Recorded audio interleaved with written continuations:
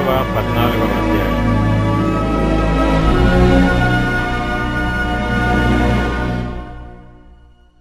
ఇశ్రాయేలీయులు కనాను దేశమున పొందిన స్వాస్థ్యములు ఇవి.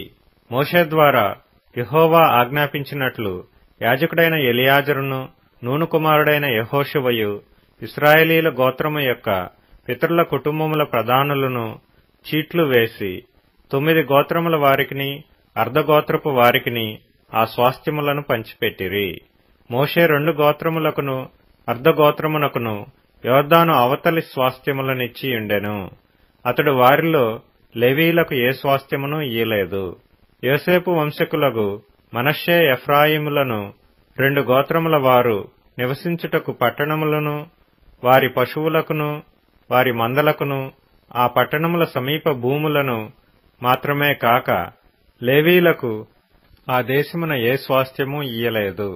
యెహోవా మోషేకు ఆజ్ఞాపించినట్లు ఇశ్రాయేలీయులు చేసి దేశమును పంచుకొనిరి.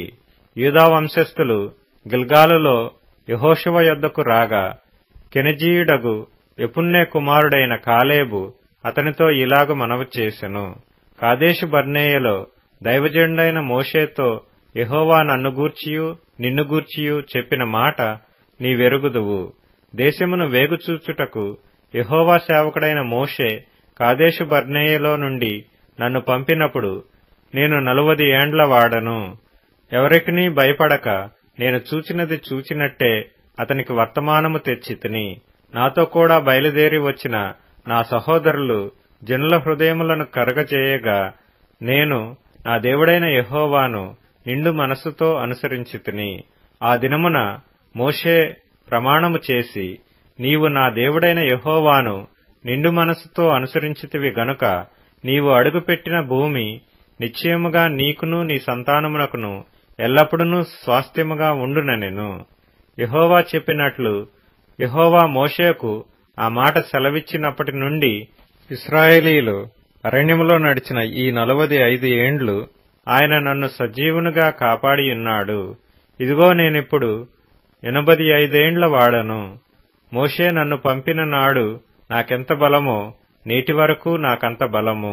యుద్ధము చేయుటకు గాని వచ్చుచూ పోవచ్చు నుండుటకు గాని నాకెప్పటి ఎట్లు బలమున్నది. కాబట్టి ఆ దినమున యెహోవా సెలవిచ్చిన ఈ కొండ ప్రదేశమును నాకు దయచేయము.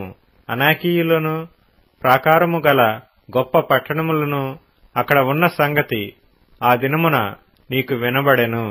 యెహోవా నాకు తోడై ఉండిన ఎడల యెహోవా సెలవిచ్చినట్లు వారి దేశమును స్వాధీనపరుచుకొందును. యెఫున్నె కుమారుడైన కాలేబు ఇశ్రాయేలీల దేవుడైన యెహోవాను నిండు మనస్సుతో అనుసరించువాడు గనుక యెహోషువ అతన్ని దీవించి అతనికి హెబ్రోనును స్వాస్థ్యముగా ఇచ్చెను. కాబట్టి హెబ్రోను యెఫున్నె అను కెనజీయుని కుమారుడైన కాలేబునకు నేటి వరకు స్వాస్థ్యముగానున్నది. పూర్వము హెబ్రోను పేరు కిర్యతర్బా. అర్బా అనాకీయులలో గొప్పవాడు. అప్పుడు దేశము యుద్ధము లేకుండా నెమ్మదిగా ఉండెను.